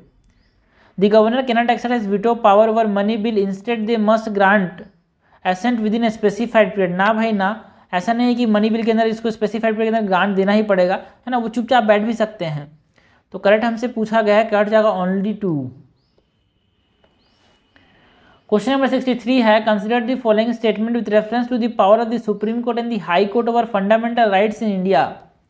Only the supreme Court has the power to declare a law unconstitutional if they violate fundamental right. ना भाई, रिसेंटली हमने देखा कि जो कोऑपरेटिव्स एक्ट के कुछ पार्ट पोर्शन थे उसको गुजरात हाई कोर्ट ने अनकॉन्स्टिट्यूशनल बोल दिया। सो हाई कोर्ट भी कर सकती है, ऐसा नहीं कि सुप्रीम कोर्ट ही अनकॉन्स्टिट्यूशनल बता सकती है किसी भी लॉ के पार्ट को। The high court has the authority to issue writs for the enforcement of fundamental rights similar to supreme court. बिल्कुल सही बात है यार। The supreme court jurisdiction to enforce fundamental right is appellate in nature unlike high को original jurisdiction. ना, supreme court के पास भी ओरिजिनल है, हाई कोर्ट के पास भी ओरिजिनल है। सो दिस इज इनकरेक्ट। करेक्ट हमसे पूछा गया, करेक्ट जाएगा ओनली 1, आंसर हो जाएगा ए। क्वेश्चन नंबर 64 है consider the following circumstances in a number, okay, if a member of the house voluntarily gives up his membership of political party, okay, how many of the above circumstances qualify a member of the parliament for disqualification under this anti defection law? इनमें से किस किस situation में कोई भी member जो है disqualify कर दिया जाएगा एंटी डिफेक्शन लॉ के अंदर, that is under the 10th schedule of the Indian constitution. If a member of house voluntarily gives up the membership of his house political party. बिल्कुल सही बात है, बिकॉज उसने जो चुनाव लड़ा है पर्टिकुलर चिन्ह के हिसाब से लड़ा है। अब उस चिन्ह का उसकी पहचान नहीं है तो उसकी कुछ पहचान नहीं रहने वाली। If an independent member of the house joins any political party after election. बिल्कुल सही बात है, इंडिपेंडेंट था, साला तू पॉलिटिकल पार्टी ज्वाइन कर ले तो फिर तू गलत काम कर दिया भाई, है ना। तो इंडिपेंडेंट है इसीलिए लोगों ने वोट दिया था, तूने तो विश्वास तोड़ दिया, इसीलिए तो डिस्क्वालीफाई कर दिया जाएगा। If a nominated member of the house join political party immediately after taking his seat in the house, ना 6 महीने के अंदर कोई भी नॉमिनेटेड मेंबर जो है पॉलिटिकल पार्टी ज्वाइन कर सकता है। अगर 6 मंथ के बाद ज्वाइन कर रहा है तो वो डिस्क्वालीफाई कर दिया जाएगा।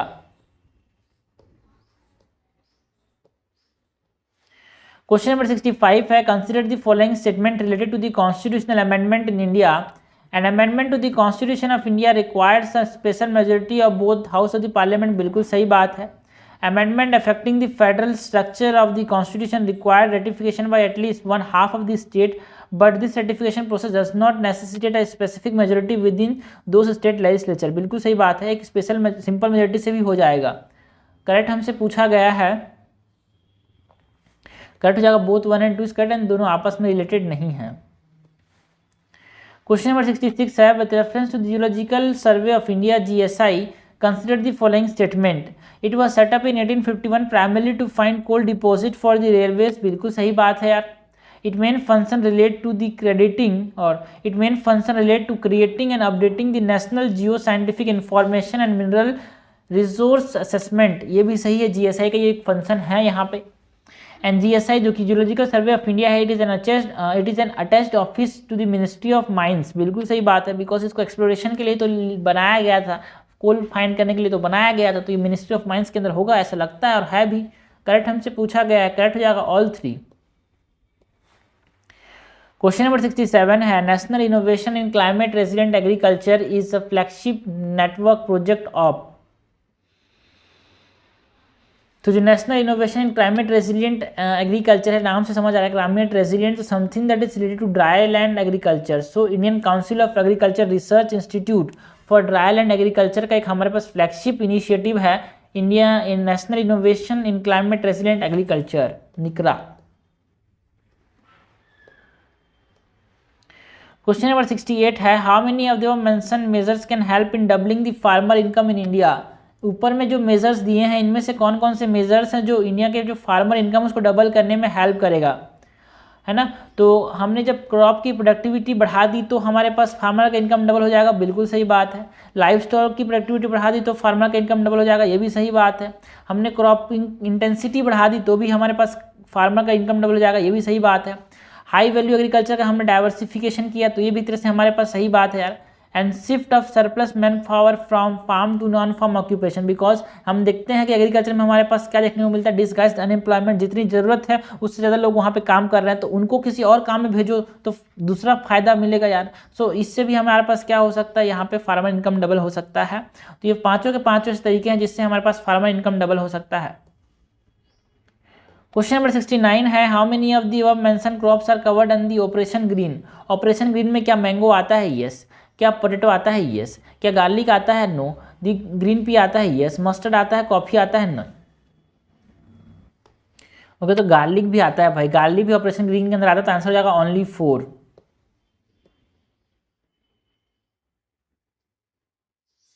यहाँ पे जो है ना ये national innovation in agriculture climate resilient agriculture जो है वो Indian council of agriculture research का एक हमारे पास फ्लैगशिप इनिशिएटिव है भाई, not Indian council of agriculture research institute for dryland farming, है ना. जो ICAR है, that is Indian council for agriculture research, उसका एक फ्लैगशिप इनिशिएटिव है क्या, national innovation in climate resilient agriculture.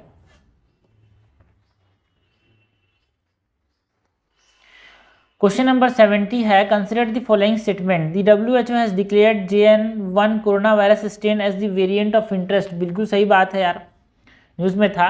And this strain can bypass the immune system and spread more easily than other currently circulating versions. बिल्कुल सही बात है, ये बहुत आसानी से बाईपास कर सकता है, इसलिए तो इसको बोला कि ये वेरिएंट ऑफ इंटरेस्ट है. दोनों एक दूसरे को एक्सप्लेन कर रहे हैं भाई.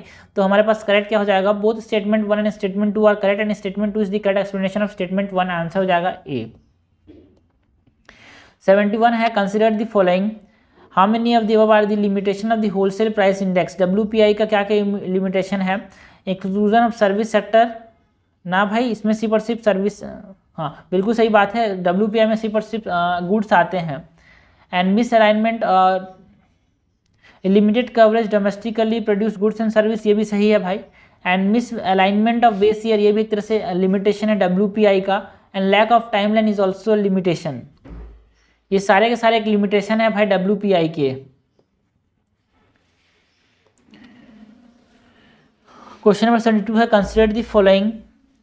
स्टेटमेंट 1 है, growth inflation trade off is an idea that as the economy grows inflation tend to increase and as inflation increase economic growth tend to slow down. यही तो है growth inflation trade down. Growth बढ़ेगा inflation बढ़ेगा, inflation बढ़ेगा growth कम हो जाएगा.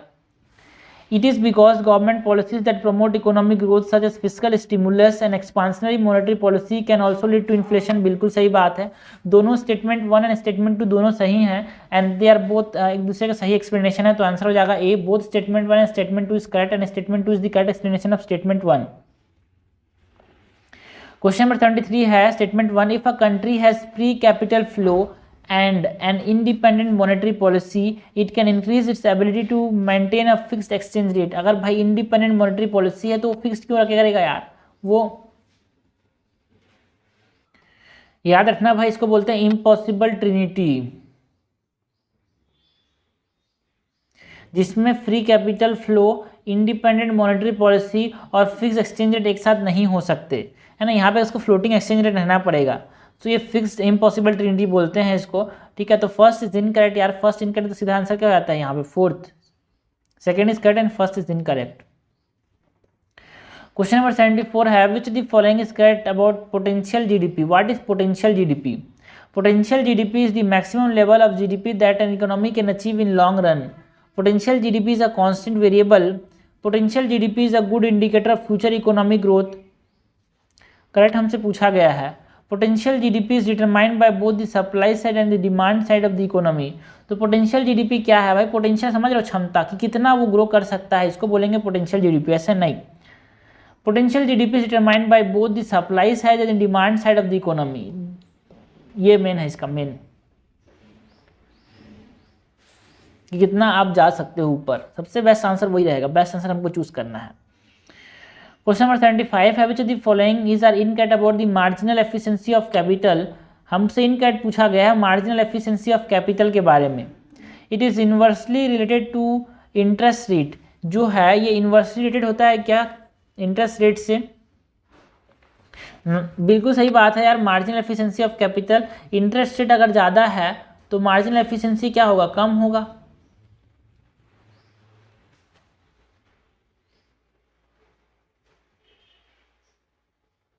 Because आपको ज़्यादा पैसे चुकाना पड़ेगा ना यार। It is a perfect measure of investment profitability, बिल्कुल सही बात है। It is a backward looking measure of investment profitability, नहीं profitability no, it is a forward looking, आगे में मैं जो इन्वेस्टमेंट करने वाला हूँ उसमें कितना प्रॉफिट होगा उसको देखने के लिए हमारे पास मार्जिनल एफिशिएंसी ऑफ कैपिटल को देखा जाता है। So it is not backward looking, it is forward looking. हमसे इनकट पूछा गया तो इनकट हो जाएगा ये। क्वेश्चन नंबर 76 है the environment performance index is published by which of the following organization. तो इन्वायरमेंट परफॉर्मेंस इंडेक्स को पब्लिश कौन करता है भाई? Environment performance index is published by whom? It is published by World Economic Forum. Environment performance index को कौन publish करता है? वर्ल्ड इकोनॉमिक फोरम पब्लिश करता है। क्वेश्चन नंबर 77 है with reference to red crown roof turtle, हमको बात करनी है रेड क्राउन रूफ टर्टल की। Consider the following statement, it is a fresh water turtle species, बिल्कुल सही बात है। And currently the national Chambal river घड़ियाल sanctuary is the only area with substantial population of the species in India, बिल्कुल सही बात है। जो नेशनल चंबल रिवर घड़ियाल सेंचुरी है उसके अंदर मेनली ये पाया जा रहा है। And it is a critically endangered in IUCN red list, बिल्कुल सही बात है। जो रेड क्राउन रूफ टर्टल है वो क्रिटिकली एंडेंजर्ड है यार। करेक्ट हमसे पूछा गया, करेक्ट जाएगा ऑल थ्री। क्वेश्चन नंबर 78 है बंदिश लिमखुमी वॉज रिसेंटली न्यूज़, है ना। बंदिश लिमखुमी क्या है भाई? बंदिश लिमखुमी एक मछली की स्पीसीज जो कि डिस्कवर किया गया था इन नागालैंड मलिक रिवर के अंदर, बंदिश लिमखुमी। क्वेश्चन नंबर 79 है which the following is not an amphibian species. तो गोल्डन मशीर एक फिश की स्पीसीज है भाई, not an amphibian species. Mahseers are what? Fish. UPSC PYQs में भी आ चुका है ये। क्वेश्चन नंबर 80 है विद रेफरेंस टू धोल्स और एशियाटिक वाइल्ड डॉग्स, हमको बात करनी है एशियाटिक वाइल्ड डॉग्स की। Consider the following statement, it can be seen in the Manas national park in a natural habitat, बिल्कुल सही बात है। मानस नेशनल पार्क में हम नेचुरल हैबिटेट में इसको देख सकते हैं क्या? बिल्कुल देख सकते हैं, क्योंकि और मानस नेशनल पार्क कहाँ पे है? मानस नेशनल पार्क कहाँ पे है? मानस नेशनल पार्क जो है असम के अंदर है, जो कि हम यहाँ पे देख सकते हैं एशियाटिक वाइल्ड डॉग्स को। And it is protected under schedule 2 of the wildlife protection act of 1972 in India, बिल्कुल सही बात है। And it is the only endangered wild pack living canid in the tropical Indian forest, बिल्कुल सही बात है यार। एंड ओवरलैपिंग प्रे अवेलेबिलिटी और हैबिटेट सुटेबिलिटी में फैसिलिटेट कोएग्जिस्टेंस और cooperative behaviour between dholes and tiger, बिल्कुल सही बात है।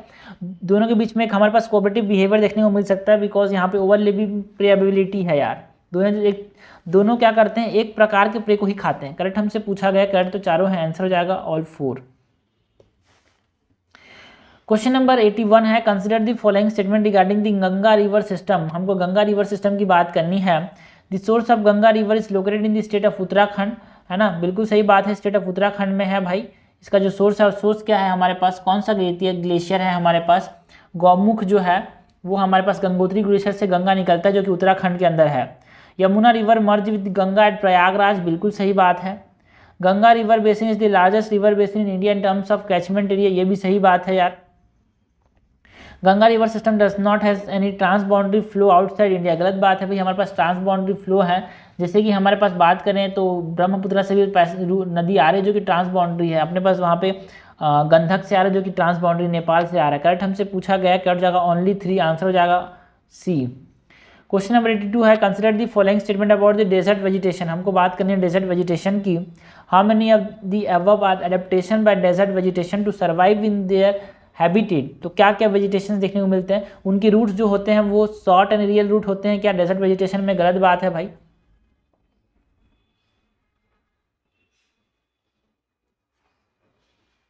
स्मॉल एंड वैक्सी लीव्स, ये तो सही है। Opening of the leaf pores only at night, ये भी सही है ना। इनके जो रूट्स होते हैं वो शॉर्ट एंड रियल नहीं होते भाई, बहुत डीप होते हैं। सो आंसर जाएगा ओनली 2। क्वेश्चन नंबर 83 है, with reference to the recently included communities in the list of scheduled tribes in India, consider the following pairs। भिंजिया, देखो भाई जो national commission for scheduled tribe है उसने कुछ कुछ कम्युनिटीज़ को और भी शेड्यूल्ड ट्राइब के अंदर लाया है, एसटी लिस्ट के अंदर लाया है, उसमें से हमसे पूछा गया है। तो भिंजिया जो छत्तीसगढ़ से बिलोंग करते हैं उनको एसटी के अंदर लाया गया है। बेटा कुरबा को भी कर्नाटक के अंदर जो बिलोंग करते हैं कर्नाटका से, उनको भी एसटी के अंदर लाया गया है। हैतीस कम्युनिटी, कभी मत भूलना, बहुत इंपॉर्टेंट है। हैतीस जो थे वो बहुत इंपॉर्टेंट है भाई, हैतीस जो है वो बहुत इंपॉर्टेंट है, ठीक है। हैतीस कम्युनिटीज़ को एसटी के अंदर लाया गया जो कि हिमाचल प्रदेश से बिलोंग करते हैं। करेक्टली मैच हमसे पूछा गया है, करेक्टली मैच हो जाएगा ऑल 3। क्वेश्चन नंबर 84 है, consider the following atmospheric condition. How many of the above are the ideal condition for the formation of dew. Dew जो बनेगा ओस की बूंदें बनेगी, कब बनेगी भाई, क्लियर स्काई है तब बनेगा, काम मेरे तब बनेगा, लो रिलेटिव ह्यूमिडिटी है तब नहीं बनेगा भाई, हाई रिलेटिव ह्यूमिडिटी है, कोल्ड एंड लॉन्ग नाइट है तब बनेगा। तो आंसर हो जाएगा ओनली 3। क्वेश्चन नंबर 85 है, what is the correct sequence of the occurrence of the following disputed islands in the South China Sea as one proceeds from south to north. तो सबसे ऊपर में क्या है यार, पार्सल आइलैंड, बच्चे को पता होना चाहिए ये चीज़। सबसे ऊपर में क्या है, पार्सल आइलैंड, तो 1 तो सबसे नीचे में होगा, तो मैंने ऐसे हटा के इसको सीधा आंसर हो गया 4th। सबसे नीचे में क्या होगा, नथुना आइलैंड। उसके ऊपर में क्या हो गया हमारे पास, स्पार्टली आइलैंड्स, स्कारबोरोग आइलैंड्स। ट्रिक क्या है, PSSN, पसंद होता है ना, पसंद है ये, पसंद मतलब partly island, then Spratly, Scarborough island है ना, स्कारबोरोग थोड़ा लंबा नाम है ये, फिर स्पार्टली, फिर नतुना।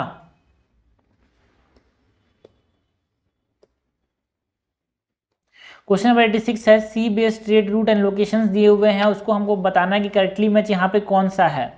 तो स्टेट ऑफ हॉर्मुज बच्चे को पता है, सपोज करिए पर्शियन गल्फ हो गया, यहाँ पे अपने पास ये पाकिस्तान वाला रीजन है, तो यहाँ पे पर्शियन गल्फ और गल्फ ऑफ ओमान जो है, ये गल्फ ऑफ ओमान है, ये सऊदी अरेबिया है, ठीक है। तो पर्शियन जो गल्फ है एंड गल्फ ऑफ ओमान है, इसके बीच में क्या है, स्टेट ऑफ हॉर्मुज, बिल्कुल सही बात है यार। एंड पनामा कैनाल, बच्चे को पता है पनामा कैनाल, ये नॉर्थ अमेरिका है, ये साउथ अमेरिका है, बीच में क्या है, पनामा कैनाल है जो कि अटलांटिक ओशियन, इधर अटलांटिक ओशियन है, इधर पैसिफिक ओशियन, दोनों कनेक्ट करता है। सो this is also correct. Suez canal तो बच्चे को पता है भाई, रेड सी कहाँ पे, यहाँ पे ये वाला रेड सी हो गया है ना, यहाँ पे हमारे पास मेडिटेरियन सी हो गया है ना, यहाँ पे मेडिटेरियन सी हो गया, बीच में क्या है, स्वेज कैनाल, यहाँ पे इजिप्ट है, इधर हमारे पास और भी बहुत सारे कंट्रीज हैं, ठीक है। तीनों करेक्ट है यहाँ पे, करेक्टली मैच पूछा गया है, all 3 is correctly match. Question number 87 है, consider the following statement about the white blood cells. WBCs की बात करनी है, व्हाइट ब्लड सेल्स की बात करनी है।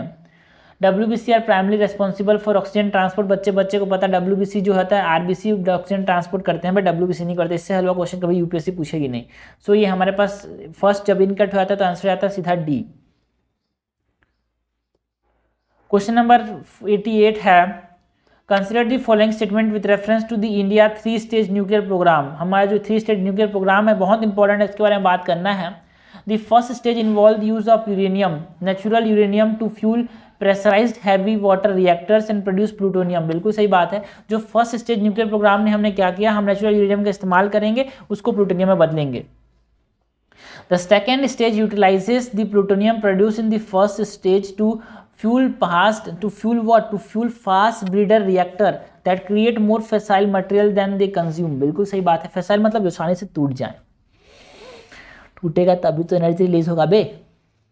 The third stage plan to use thorium. हाँ, अभी तो इसीलिए हम थोरियम को खोजे, जो कि हमारे पास बहुत ज़्यादा है, बिकॉज पूरे के पूरे कोस्ट में बहुत ज़्यादा है भाई थोरियम हमारे पास। ज़्यादातर हमारे पास कहाँ पे है, केरला के अंदर। The third stage plan to use thorium as a fuel to produce uranium-233 in advanced heavy water reactor which India has an abundant reserve। बिल्कुल सही बात है, करेक्ट हमसे पूछा गया, करेक्ट हो जाएगा ऑल 3। क्वेश्चन नंबर 89 है with reference to leprosy in India consider the following statement. Leprosy is primarily caused by Mycobacterium leprae which affects skin, nerves and mucosal membranes। बिल्कुल सही बात है यार। National Leprosy Eradication Program was launched in 2005 with the goal to completely eradicate leprosy in India। No, जो leprosy national leprosy eradication programme था वो 1983 में launch हुआ था। 2005 में लेप्रोसी फ्री मान लिया गया, बट अभी भी केसेस दिखते हैं भाई।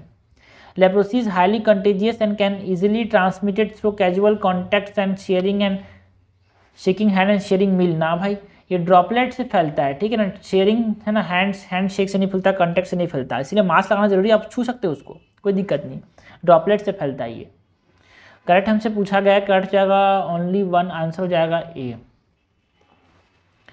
क्वेश्चन नंबर 90 है in the context of cyber security which of the following best describe the term zero day vulnerability.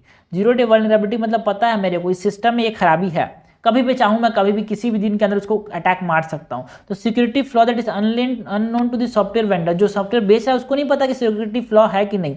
लेकिन सपोर्ट करो मैं एक्सप्लॉइटर हूँ, मैं हैकर हूँ, तो मेरे को पता है कि यार इसके अंदर ये फ्लॉ है। लेकिन कभी भी जीरो डे के अंदर अभी मैं चाहूँ तो अभी इसको हैक कर सकता हूँ, अभी इसको मैं एक्सप्लॉइट कर सकता हूँ। उसको क्या बोलते हैं, zero day vulnerabilities that are present in this software. So security flaw unknown to the software vendor, जो बेच रहा है उसको पता नहीं है, या फिर जो खरीद रहा है उसको पता नहीं है, until they are exploited in an attack is what we call zero day vulnerabilities। Question number 91 है consider the following statement with reference to edge computing. हमको बात किसकी करनी है, एज कंप्यूटिंग की बात करनी है।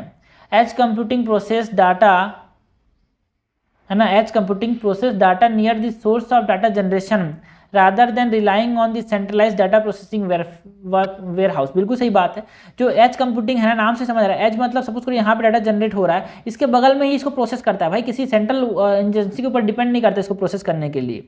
And primarily aim to reduce, क्यों कर रहा है हम लोग एज कंप्यूटिंग का इस्तेमाल क्यों कर रहे हैं, बिकॉज जो लेटेंसी है, बिकॉज अगर डाटा यहाँ से सेंट्रल यूनिट में जाएगा, वहाँ से यहाँ तक आएगा, जो लेटेंसी है, जो टाइम लगेगा वो ज़्यादा हो जाएगा। इसीलिए हमने क्या किया, हमने एज कंप्यूटिंग का कॉन्सेप्ट बनाया, जो कि क्या करता है, इस डाटा को प्रोसेस कहाँ पे करता है, वहीं पे करता है जहाँ पे डाटा जनरेट हो रहा है। सो लेटेंसी को कम करेगा, बैंडविड्थ को कम करेगा। और इसको इस्तेमाल कहाँ पे किया जाता है, इंटरनेट ऑफ थिंग्स में। Edge computing eliminates the need of internet connectivity. No, it eliminates नहीं, इट रिड्यूस यार, एलिमिनेट नहीं करता है, रिड्यूस कर देता है यार। सो करेक्ट हमसे पूछा गया है, कट जाएगा ओनली 2, आंसर हो जाएगा बी। क्वेश्चन नंबर 92 है in the context of parliamentary legislation in the state field in India. जो पार्लियामेंट अगर स्टेट के अंदर लेजिस्लेट करना चाहते हैं तो consider the following precise statement. Parliament can legislate on the subject in the state list in the national interest when a resolution that effect is passed by the Rajya Sabha by 2/3 of the majority present and voting। बिल्कुल सही बात है यार, ये है article 249। During a proclamation of national emergency, Parliament can gain the power to legislate on any subject in the state list। बिल्कुल सही बात है, इमरजेंसी के समय जो पार्लियामेंट है वो स्टेट लिस्ट पे नियम बना सकता है। The Parliament can direct the President can direct Parliament to legislate on a state subject if 2 or more states make a request and consent to such legislation which applies to all state। No, जो state बोलेंगे उन्हीं पे apply करेगा, not all state। Correct हमसे पूछा गया, correct जाएगा only 2। Question number 93 है the working of democracy in India is based on the system of representation. हमारे पास रिप्रेजेंटेटिव डेमोक्रेसी का कॉन्सेप्ट चलता है इंडिया के अंदर। क्वेश्चन नंबर 94 है consider the following statement. Article 81 of the Indian constitution stipulate that Lok Sabha constituencies in India should be equal by the size of the population. बिल्कुल सही बात है। एंड 84th कॉन्स्टिट्यूशनल अमेंडमेंट जो हुआ था, it extend the fees on the number of constituencies in each state until the first census after 2026। बिल्कुल सही बात है। और एक चीज़ को समझना भाई, जो 1971 की पॉपुलेशन के हिसाब से इसको रोका गया है उसी को एक्सटेंड किया गया है यहाँ पे, इसीलिए न्यूज़ में था। ये अमेंडमेंट भी मत भूलना, 84th कॉन्स्टिट्यूशनल अमेंडमेंट ने 2026 तक इसको फ्रीज किया था। करेक्ट हमसे पूछा गया है, करेक्ट हो जाएगा बोथ 1 और 2। क्वेश्चन नंबर 95 है with reference to the power of the supreme Court to grant special leave petition. हमको बात करनी है स्पेशल लीव पिटिशन की। It is a discretionary power and can be issued against the judgement rendered by the military tribunal. देखो भाई, जो special leave petition है वो military tribunal and court martials पे अप्लाई नहीं होता ये। This is incorrect and it can render only constitutional matter. No, constitutional plus civil plus criminal और भी बहुत सारे मैटर्स है यार। So it is incorrect. हमसे करेक्ट पूछा है, करेक्ट हो जाएगा, कोई सा भी नहीं, neither 1 not 2 is correct. Question number 96 है with reference to the schedule areas in India consider the following statement. 5th schedule provisions are applicable to Assam, Meghalaya, Tripura and Mizoram. No, ये 6th शेड्यूल के अंदर आते हैं यार। The largest administrative unit forming the schedule area is the district. बिल्कुल सही बात है।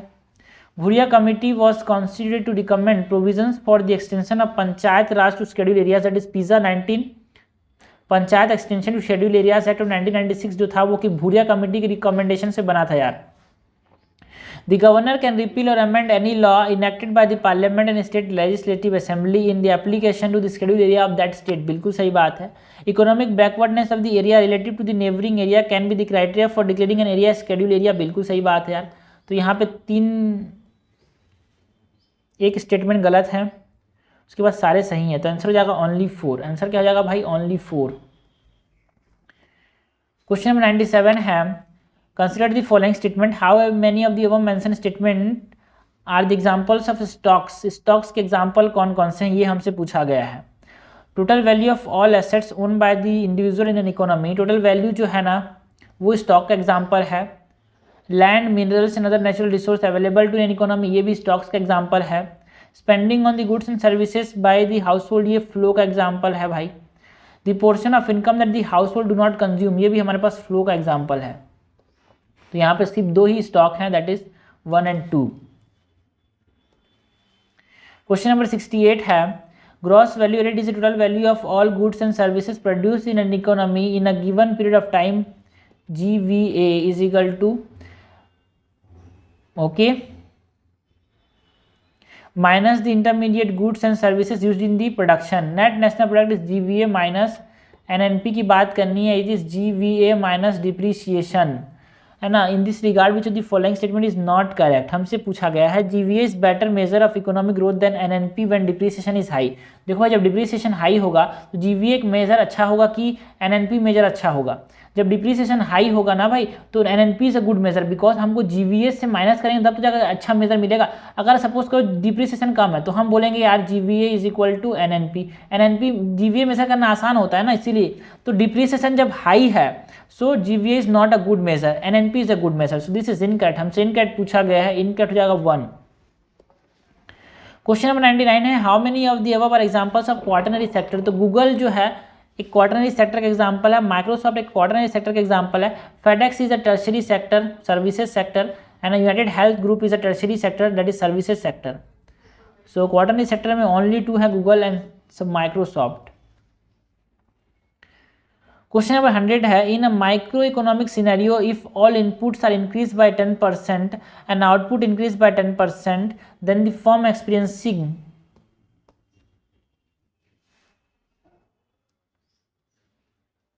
विच टाइप ऑफ स्केल। देखो भाई, इनपुट को 10% से बढ़ा दिया, आउटपुट कितना परसेंट से बढ़ेगा? 10 + 10 20% से। सो यहाँ पे डिक्रीज इन द सेल या फिर increase in the scale, increase in the scale of return, है ना, increase return of scale, because आपने ऐड करना पड़ेगा। इनपुट तो था, इनपुट से आउटपुट बढ़ेगा, प्लस आउटपुट और बढ़ा तो 10% और ऐड करना पड़ेगा।